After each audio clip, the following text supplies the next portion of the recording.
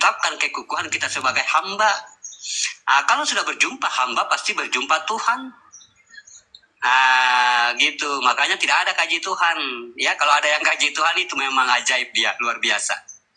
Ya, gitu.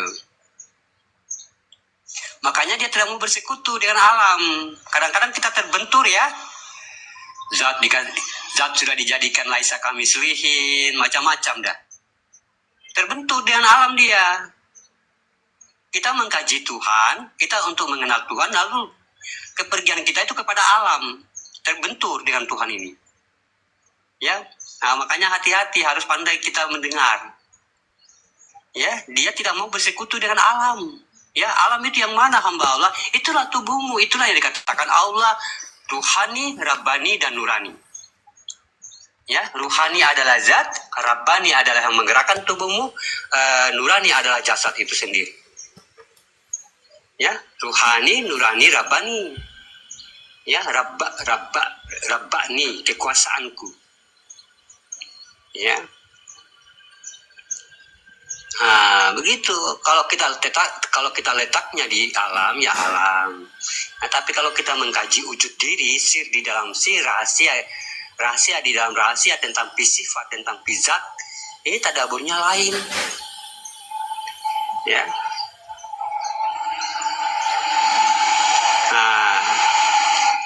Jadi kita belum ke sini nih ya, belum ke Waalaikumsalam warahmatullahi wabarakatuh ya. Jadi hanya kita cukup bagaimana untuk menetapkan kehambaan kita. Ya, kalau sudah menetapkan kehambaan kita, tentunya hamba itu sudah Allah. Ya, dia tidak melahirkan. Oh, berarti kesadaran ini di alam ini sudah sadar ya. Alam ini segala perbuatan sudah sadar. Oh, berarti ini kesadaran ini keinginannya Tuhan ya. Tidak lain berarti, oh ini yang dijadikan oleh Tuhan yang tidak bersekutu dengannya. Oh ini yang dijadikan hamba. Sehingga hamba itu dari dirinya sendiri yang tidak bersekutu dengannya. Pantas dikatakan laisa kamislihin. Hamba dari dirinya sendiri. Kalau bukan dari dirinya sendiri, ya berarti sudah ada yang setara dengannya. Ya. Tapi hamba ini dari dirinya sendiri, ya bukan dari yang lain-lain, dari dirinya sendiri, atau dikatakan sifat tadi, atau dikatakan Robbi tadi, bertemu dengan ilah, Robbinas, ilahinnas. Oh pantas dia dikatakan qiyamu binafsihi, laisa kamislihin, karena hamba dari dirinya sendiri. Kalau hamba dari kemanusiaan, bersekutu dia, ya bersekutu dia. Kalau dia sudah bersekutu, berarti tidak lagi qiyamu binafsihi, tidak lagi laisa. Ya, karena ada yang merasa lagi. Ya, yang bersekutu tadi sudah ada yang merasa lagi, merasa pintar, merasa melihat. Ya, merasa pandai. Ya, merasa berilmu, merasa kuat. Padahal Tuhan yang memiliki gitu ya. Tuhan yang memiliki padahal Tuhan yang merasa harus kayak gitu. Tuhan maha berilmu, Tuhan maha kuat. Ya, Tuhan maha memberi, Tuhan segalanya. Tapi karena ada umat yang merasa dirinya kuat, merasa dirinya so suci, merasa dirinya benar, ini Tuhan sudah ada saingan dia. Berarti Tuhan sudah tidak masuk dalam kategori laisa dan qiyamu. Ya, karena sudah ada saingan. Padahal kalau kita cari lagi di dalam qudsi, Allah mengatakan tidak ada yang mampu menjembaku selain diriku sendiri. Oh pantas dia qiyamu binafsihi laisa kamislihin. Karena dari dirinya sendiri, hamba dari dirinya, Tuhan juga dari dirinya. Ya.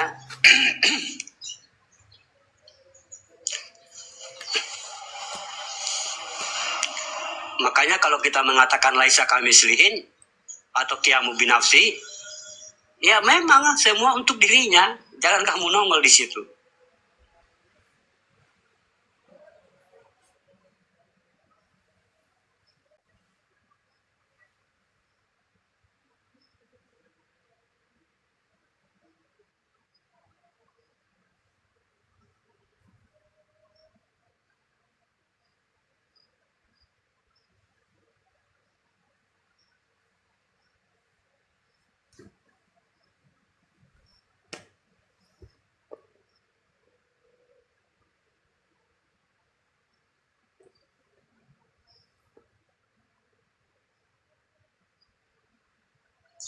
atau wujudullah.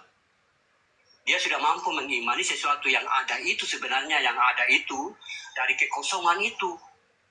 Ya, yang kosong itu sebenarnya yang ada itu. Ya, ini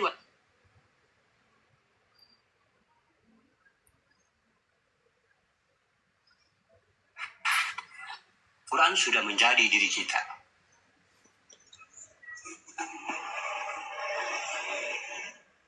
Begitu kalau kita belajar, ya. Nah,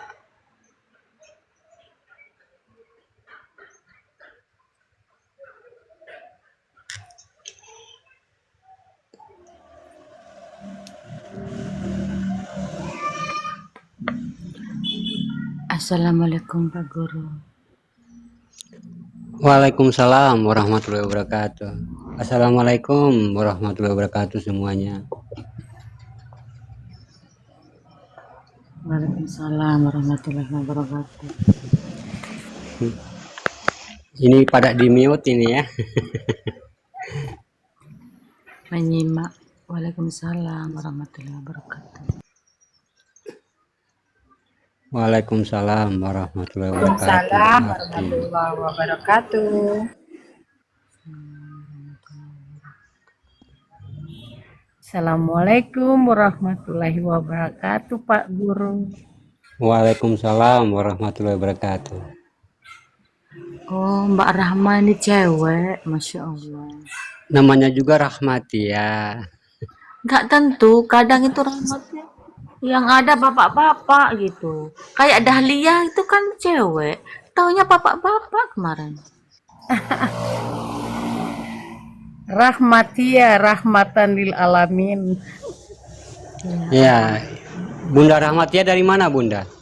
Saya Sulawesi Utara, dari Manado, 4 jam lagi Kota Mobagu. Nama kota saya Kota Mobagu. Kota Oh, Maya. iya, Kota Mobagu ya. Iya. Tapi mayoritas di sini Muslim semua. Kalau Manado itu minoritas. Iya, iya. Waalaikumsalam warahmatullahi wabarakatuh. Iya. Iya. Iya. Ada videonya, Bu Rahma. Ya. Ada videonya, DM aja, nanti tak kasih itu. Saya kan baru, jadi belum tahu ngutak-ngatik. Jadi baru sembuh dari kebutaan 1 tahun. Masya Allah. 3 tahun saya diuji, luar biasa. Buta karena apa itu, Bunda? Tiba-tiba.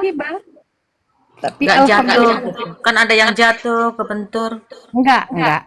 Itu adalah perjalanan. Masya Allah. Perjalanan pembersihan diri, kata guruku. Sekarang usianya berapa? Usia sekarang September kemarin 24 September 54 tahun. Oh iya. Masya Allah. Luar biasa. Semoga sehat selalu ya. Itu suaranya mentul-mentul, Bunda Rahma. Iya, jaringan mungkin. Coba di mute dulu. Ya.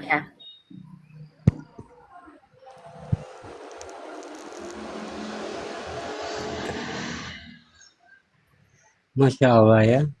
3 tahun ya. Iya. Terus sembuhnya kayak mana itu ya, Masya Allah. Kuasa Allah ya, bisa melihat lagi. Iya.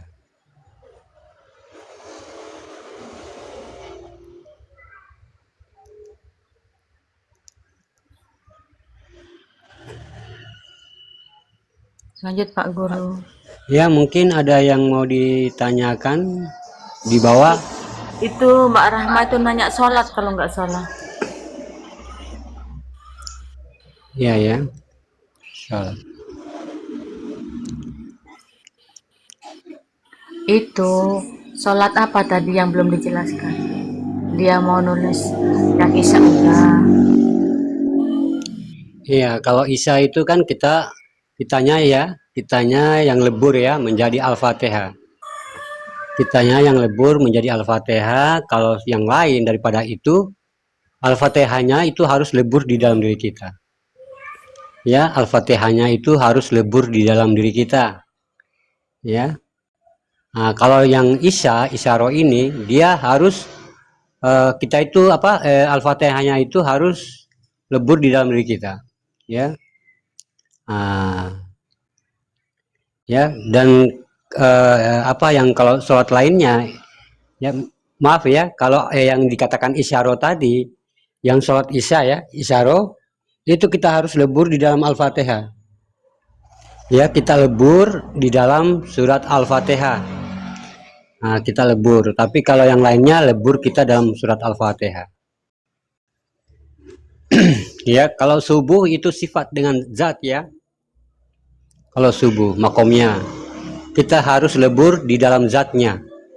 Kita harus menjadi zatnya Allah. Kita melihat diri kita ini adalah zohirunya Allah, batinnya Allah.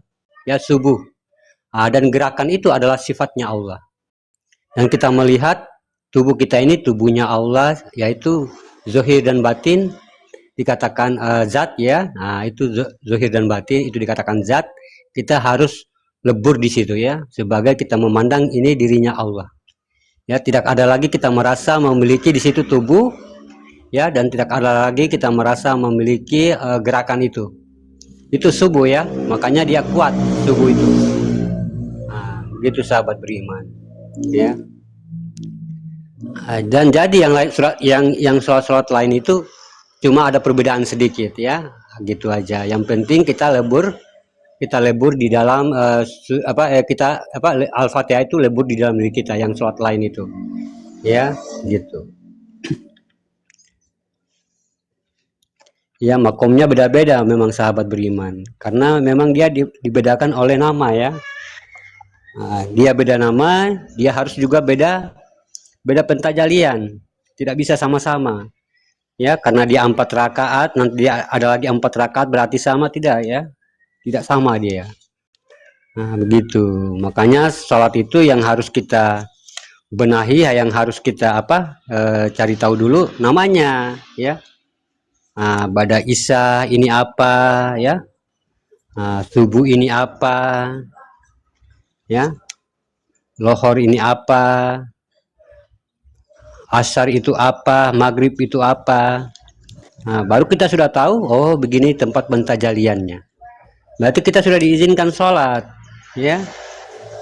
Nah, karena tidak semua makomnya sama sahabat beriman, makanya Allah membedakan pada nama ya. Nama itu bukan berarti harus sama semua ya, begitu sahabat beriman. Nah, tadi yang kita sudah sampaikan yang dikatakan sholat asar ya. Nah, mudah-mudahan tadi sudah ini ya, sudah paham apa yang dikatakan sholat asar itu sahabat beriman. Waalaikumsalam warahmatullahi wabarakatuh. Sholat asar ya. Sholat isya tadi apa? Sholat isya apa sholat apa karena Vita di siang ya?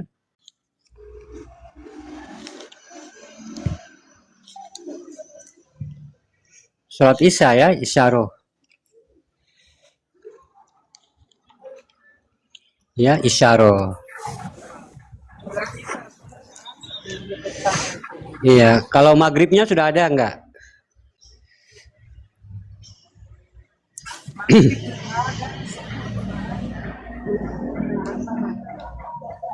Oh, asar yang enggak ada ya? Ya, sholat asar ya.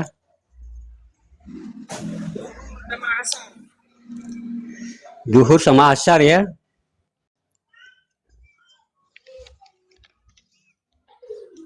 Iya. Asyar ya, sholat asyar. Nah, kalau sholat asar itu ini adalah sebuah kodrat ya, yang mana perbuatan dari dikatakan Fatihatun Nasun. Fatihatun Nasun itu Al-Fatihah ya. Al-Fatihah dia terdapat 4 kodrat sahabat beriman, Al-Fatihah itu. Ya.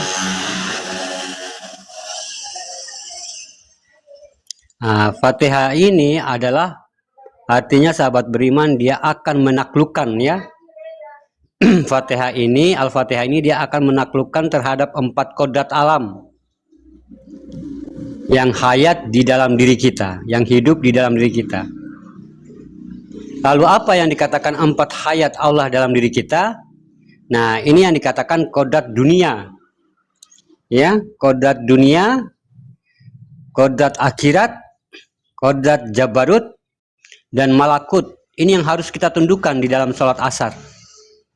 Ya, yang mana kodrat dunia ini adalah akal kita. Ya, kita tundukkan. Ya, dan kodrat akhirat potensinya rohani dan arasnya. Ya, begitu juga dengan malakut. Ya, semua ruh-ruh yang ada di tubuh kita dan sampai kepada sebuah kodrat yang dikatakan jabarut. Ya, ini adalah suatu kekuatan pandangan atau dikatakan bayangan atau membayangkan. Itu yang kita harus tundukkan di dalam sholat asar ya. Jangan kita membayang-bayangkan sesuatu. Jangan kita membayang-bayangkan kaligrafi Tuhan di dalam sholat. Ya, jangan kita membayang-bayangkan suatu sosok. Jangan kita mencari bayangan ya, mencari bayangan, mencari rasa. Jangan kita mencari-cari akal. Ini yang harus kita tundukkan di dalam sholat asar ya. Sahabat beriman. Ya, itu termasuk sebuah kodrat ya yang bisa dipakai dalam perbuatan tajalli, ma'rifat. Jadi dalam rangka kita menaklukkan dengan kehadirannya diri sifat tadi, an'amta alaihim yang berdiri dalam wujud bi alaihim. Disinilah kita melihat dan menyaksikan ya wujud diri. Nah, aku terlihat ta'ala ihim itu dikatakan ta'ala adalah Tuhan, ihim berwujud diri. Disinilah dengan adanya artinya berdiri diri sifat tadi, maka bersifatlah Allah yang 4 ini atau kodrat yang 4 ini di bawah kekuasaan Fatihatun Nasun. Ya, ditundukkan itu yang 4 tadi, ditundukkan oleh Fatihatun Nasun. Ya, jadi kalau kita mendirikan asar ya, sholat asar ini ya, kita menaklukkan 4 kodrat dunia, akhirat, jabarut dan malakut.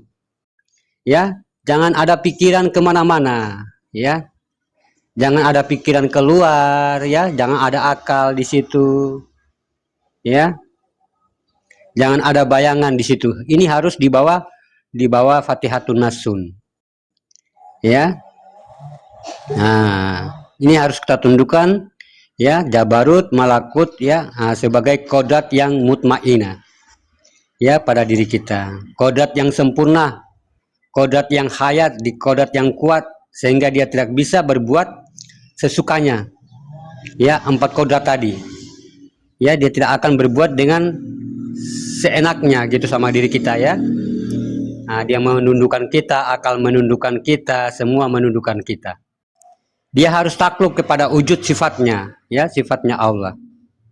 Ini yang dikatakan berdirinya Al-Fatihah dengan Fatihatun Nasun. Ya, tajalli diri batin Allah namanya. Dan inilah yang akan membawa sebagai khalifahnya Allah. Ya, dia membawa 4 kodrat ini untuk menyempurnakan atau kesempurnaan menjadi penyembah atau menyembah Allah. Ya, usahakan yang 4 itu dia menyembah Allah. Ya, jangan dia muncul-muncul dia menguasai kita ya, bayangan macam-macam, pikiran kemana-mana. Ya. Jadi celah-celah dari kekuatan tadi kita lihat ya, banyak orang cari surga lupa karena Allah. Ya, banyak orang cari dunia melupakan Allah, banyak orang mau ke akhirat tapi lupa Allah. Ya, banyak orang yang berilmu lupa Allah. Artinya karena potensi dan kekuatan itu belum takluk di diri kita. Ya, kita masih dikuasai oleh alam jabarut, alam malakut. Ya, alam mulki, ya, alam akhirat.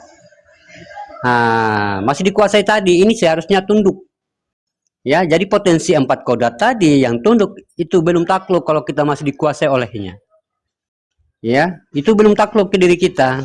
Akhirnya apa? Akhirnya kita diatur oleh kekuatan itu tadi, ya, sehingga kehidupan harusnya menjadi hidup.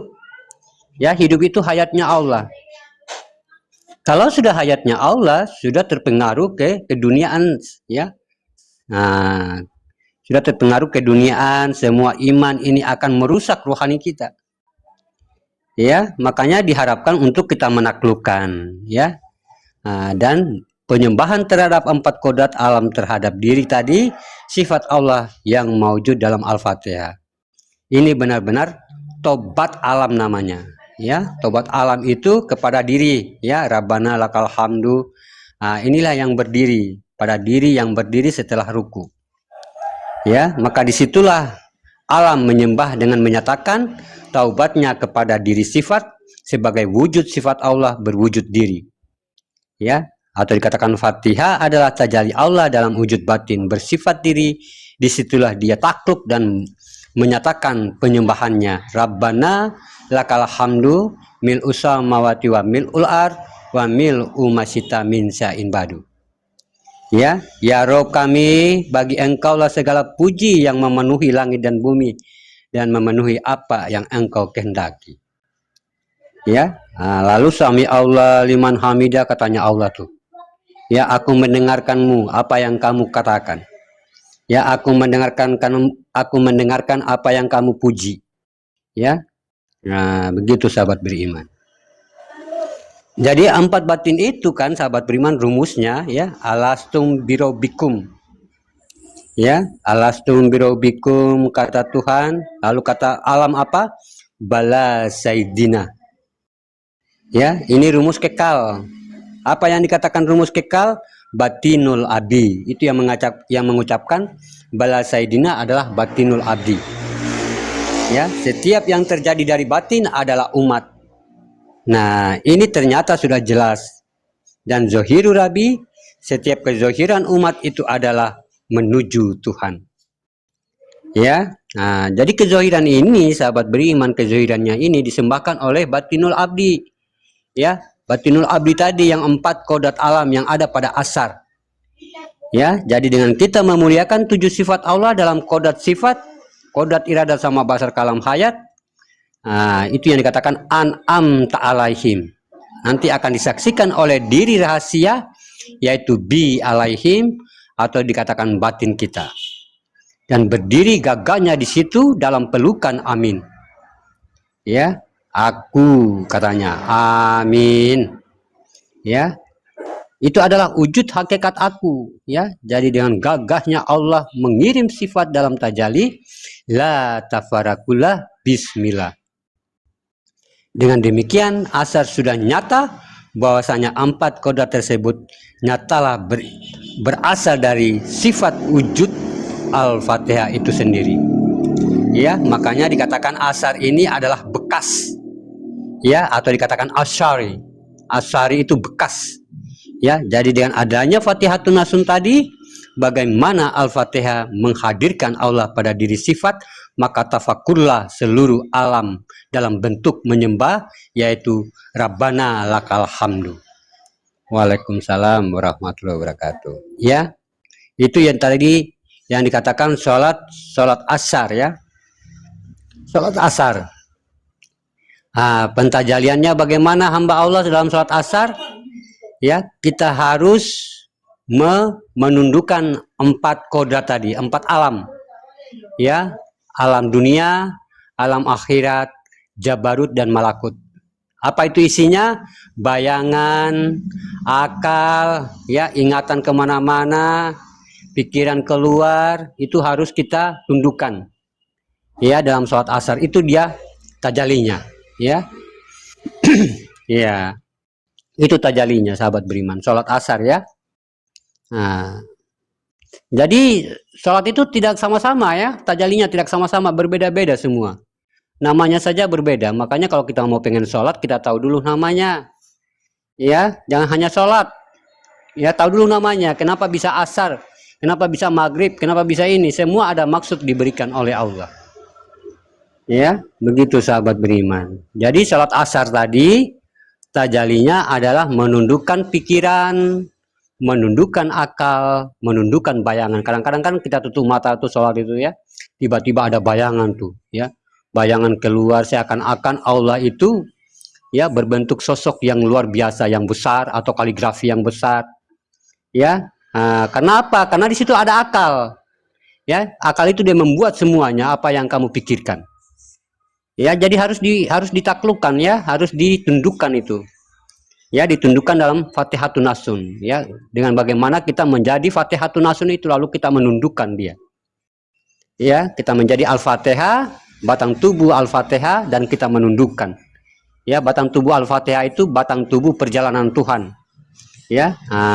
Kita melihat diri kita adalah zatnya Allah, ya. Jadi kita tundukkan yang 4 tadi, ya. Begitu sahabat beriman tadi yang dikatakan dari sholat asar, ya. Lalu bagaimana dengan sholat subuh hamba Allah? Ya, kalau kita berbicara tentang sholat subuh, ini perlu kita ingat lagi, ya. Makanya kenapa Allah memberikan sholat fardu ini 2 rakaat. Waalaikumsalam warahmatullahi wabarakatuh. Ya, mengapa Allah memberikan sholat fardu ini 2 rakaat?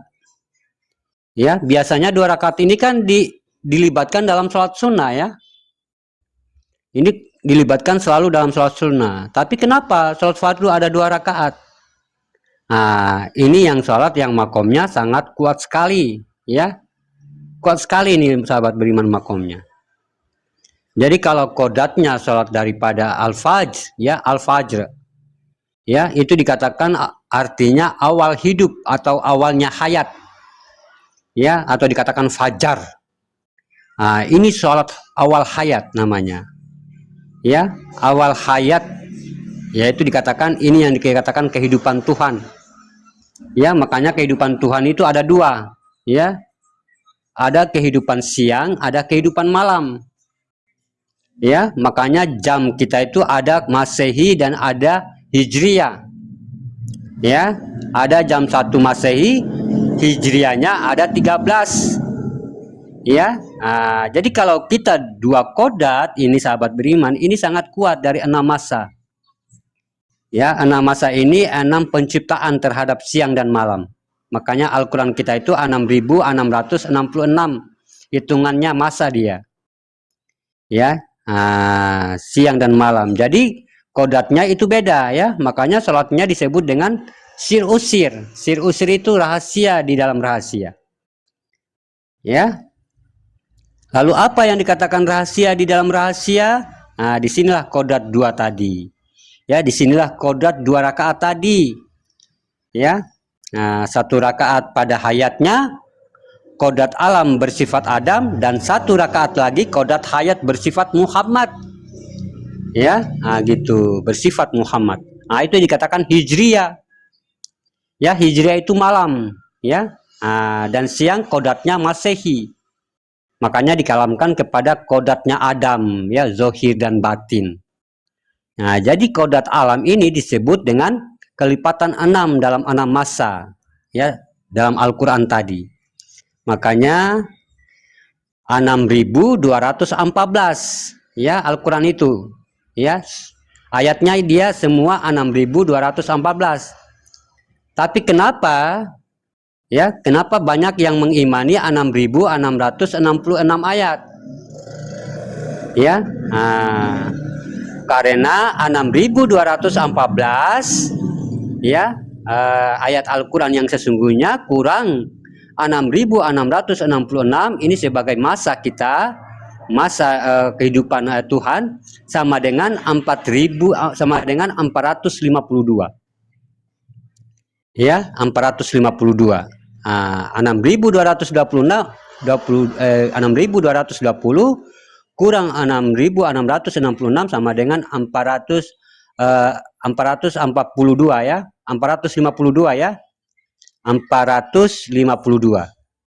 4 alam seperti tanah, air, angin, dan tanah. Tanah, air, angin, dan api, ya. Itu 4. Kalau 5 batin, ya. Batin. Kalau 5 ini dia batin, ya. Kalau 4 tadi alam. Dari mana hamba Allah? 6.214 kurang 6.666 kelipatan massa sama dengan 452. Ya, 4-nya alam, tanah, air, angin, dan api. 5-nya apa? Hamba Allah, batin. Isya, subuh, lohor, asar, maghrib. Ya, itu batin. Nah, kalau yang 2, 4, 5, 2, 2 ini diri zohir dan batin. Ya, nah itu falakiyah ya. Jadi kalau 2 kodat tadi, kodat Muhammad dan kodat Adam pada sifat sir usir, rahasia di dalam rahasia, tadi akan melahirkan 2 perkara. Makanya 6 tambah 6 sama dengan 12. Ya, nah, makanya 1 tahun. 1 tahun itu 12 bulan. 6 kuasa Adam, 6 kuasa Muhammad. Nah, ini yang menjadikan 12. Artinya kalau dihimpun menjadi 3 dalam naungan kodat Allah Muhammad dan Adam, maka dikatakan 2 rakaat. Ya, ditajali daripada sir dan usir. Sir daripada Adam adalah Muhammad, usir daripada Muhammad adalah Adam. Nah, ini kebangkitannya. Maka makomnya adalah Ah itu zat, ya, atau Allah. Nah, jadi tajalinya dia menguasai hayat al-fajar tadi. Ya, kalau fajar itu mulai bangkit atau mulai berdiri dalam rangka menuju zuhur, mengambil kubah di situ dia. Apa itu dia? Nah, mengambil kubah namanya, martabat Tuhan, ya, naik berdiri satu pada kubah alam. Ini yang direbut dalam zuhur nanti, saat subuh itu.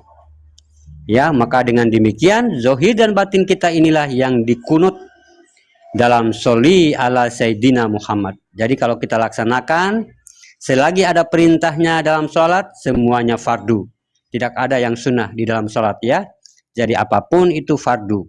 Jadi kita belajar bagaimana kita mendirikan 2 kodat tadi, kepada kodat zohir menuju Adam, tubuh dan kepada dalam, artinya tubuh dan kepada dalam batin rohani menuju diri atau menuju hati. Ini 2 napas ya dalam satu tubuh. Di saat kita sholat subuh, jadi kita harus benar-benar mematrikan Al-Fatihah ini. Dia wujud dengan zohir dan batinnya pada subuh untuk menuju kepada uluhiyah hayat, yaitu zuhur nanti. Ya, 2 napas atas dan bawah. Nah, bagaimana kita cara pentajaliannya?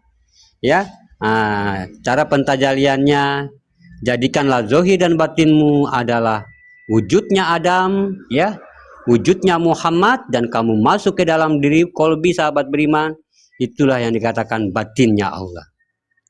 Ya, makanya dia sir usir, rahasia di dalam rahasia, kita rahasia di dalam juga rahasia.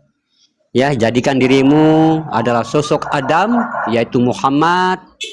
Ya, jadikan dirimu Muhammad, yaitu Muhammad itu apa? Muhammad itu adalah umatnya Allah atau hambanya Allah. Ya, atau dikatakan zohirnya Allah. Ya, kita kita tenggelamkan diri kita, ya, kita tajalikan diri kita bahwa kita ini adalah umatnya Muhammad atau dikatakan hambanya Allah itu. Ya, atau sebagai zohirnya Allah, dan kita masukkan ke dalam batin, ya, sampai dia maujud itu di dalam diri kita adalah zatnya Allah semata. Ya, begitu sahabat beriman. Ya, itu sholat subuh. Ya, makanya